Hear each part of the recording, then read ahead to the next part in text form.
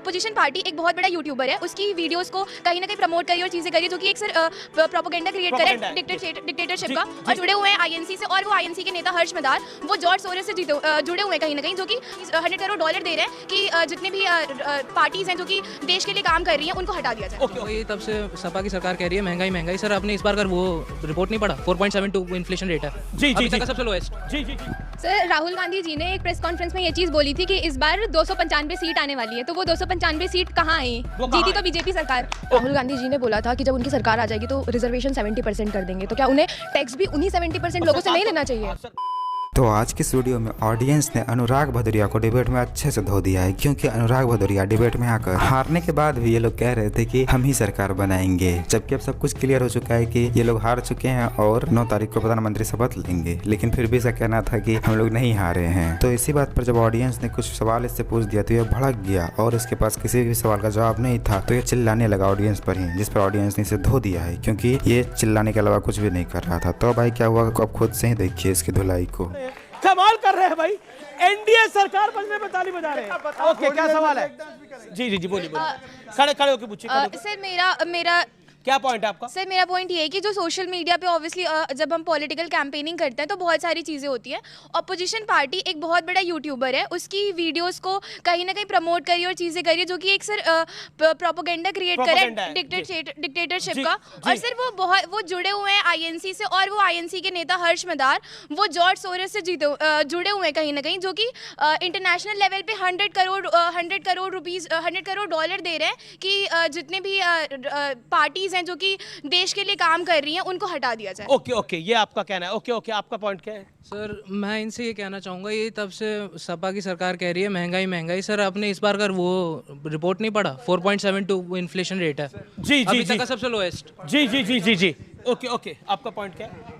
Sir Rahul Gandhi ji ने एक press conference में ये चीज़ बोली थी कि इस बार 295 सीट आने वाली है, तो वो 295 सीट कहाँ आई? जीती तो बीजेपी सरकार। ओके आपने अपनी बात को रखा, जैसे रख रही है वो मत बोले। क्या पॉइंट है आपका? सर राहुल गांधी जी ने बोला था कि जब उनकी सरकार आ जाएगी तो रिजर्वेशन 70% कर देंगे, तो क्या उन्हें टैक्स भी उन्हीं 70% लोगों से नहीं लेना चाहिए? सरकार तो उनकी आई नहीं है, पर ठीक है, ये एक पब्लिक व्यू है। पॉइंट ये है कि देखिए एक नैरेटिव बिल्डिंग होती है, और नैरेटिव बिल्डिंग में कि एनडीए का अगर शासन आएगा, मोदी का अगर शासन आएगा, तो आप लोग तो यानी भारतीय जनता पार्टी और उनके नेतृत्व वाली पार्टी आरक्षण को समाप्त कर देगी। भारतीय जनता पार्टी की सरकार ने इस देश में जो आर्थिक रूप में पिछड़े लोग थे उनको भी 10% आरक्षण दिया, तो खत्म करने का तो सवाल नहीं होता है। दूसरा पॉइंट, भारतीय जनता पार्टी की सरकार ने जो लंबे समय से महिला आरक्षण विधेयक लंबित पड़ा था, कांग्रेस उसको तरह तरह की पेच में फंसा के रखती थी, और समाजवादी पार्टी तो चाहती ही नहीं थी कि महिला आरक्षण विधेयक पास हो, तो भारतीय जनता पार्टी ने इस देश की तमाम महिलाओं के लिए 33% आरक्षण संसद विधानसभा में जाने के लिए। दूसरा पॉइंट है, इस बच्ची का एक सवाल है कि कांग्रेस, आपका सवाल है ना कि कांग्रेस ने कहा कि 75% या आरक्षण बढ़ाएंगे। हमारी बिहार में सरकार है, सरकार ने जातिगत सर्वे कराया और 10% आरक्षण। देखिए, मैं इसको ये नहीं कहूंगा हिंदुओं को हम डिवाइड करने में, क्योंकि मैंने तीर्थ स्थलों के नाम स्वामी जी को बताए। रामेश्वरम, क्या वहां भी पीडीए था? नासिक, वहां भी पीडीए था। चित्रकूट, भगवान राम की मूवी, वहां भी पीडीए था। अयोध्या, वहां भी पीडीए था। नहीं, डेवलपमेंट की बात थी। मैं अयोध्या गया, वाराणसी आपके चैनल के माध्यम से गया, उसके पहले 7-8 मैं जिलों में पूर्वी उत्तर प्रदेश के घूम करके आया। अगर आप बाहर के बिजनेसमैन को ला करके अयोध्या की दुकानों के ठेके दे दोगे, वाराणसी के ट्रॉलर्स दे दोगे, और लोकल्स को जॉब्स नहीं मिलेंगी, 4-5 किलोमीटर में दुकानें तोड़ोगे हाईवे बनाने के लिए, और अयोध्या के नागरिकों को मुआवजा नहीं मिलेगा, तो वो आपके खिलाफ वोट करेगा। एक सेकेंड, आप हिंदू बेल्ट में हार गए, आप हिंदू बेल्ट में हार गए, ये बार बार कहा जा रहा है। जिसके लिए आपने बहुत कुछ करा, उस बेल्ट में आप हार गए।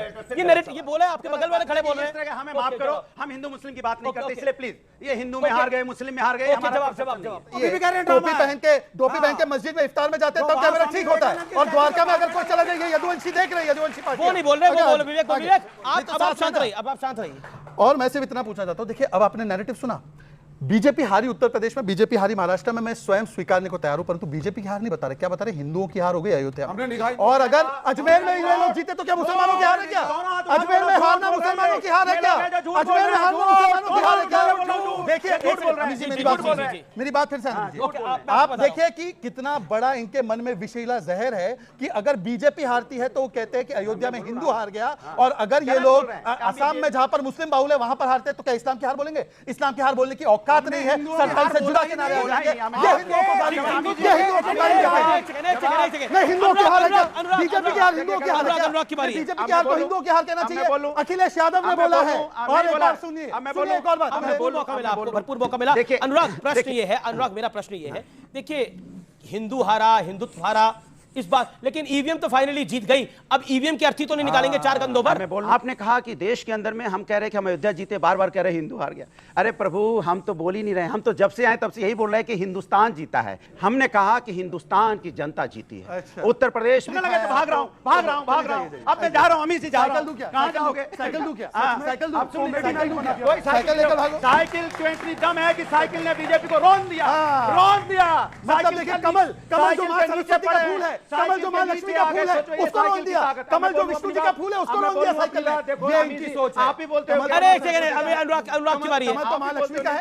नहीं, अनुराग आपकी बारी है। नहीं, आपका अधिकार है आपको। कहां से आ गई? नहीं, मां लक्ष्मी की बात नहीं है। कमल किसका वाहन? मैं कह रहा हूं ये बीजेपी के कमल की बात हो रही है। ईमानदारी से बताइए। अच्छा, ये बताइए अनुराग भाई, एक बात तो बताइए अनुराग भाई, ये बताइए ईवीएम की अर्थी तो नहीं निकलेगी? हाँ, बोलिए। आज भी मैं कहता हूं, समाज के अंदर में जहां ईवीएम गड़बड़ी होगी आवाज उठाई जाएगी। चुनाव आयोग अगर गड़बड़ी करेगा आवाज उठाई जाएगी। अन्याय के खिलाफ आवाज उठाएंगे, उठाते रहेंगे। ऐसा नहीं है कि अन्याय होगा और हम देखते रहेंगे। हम जीते हैं, हारे, अन्याय होगा आवाज उठेगी।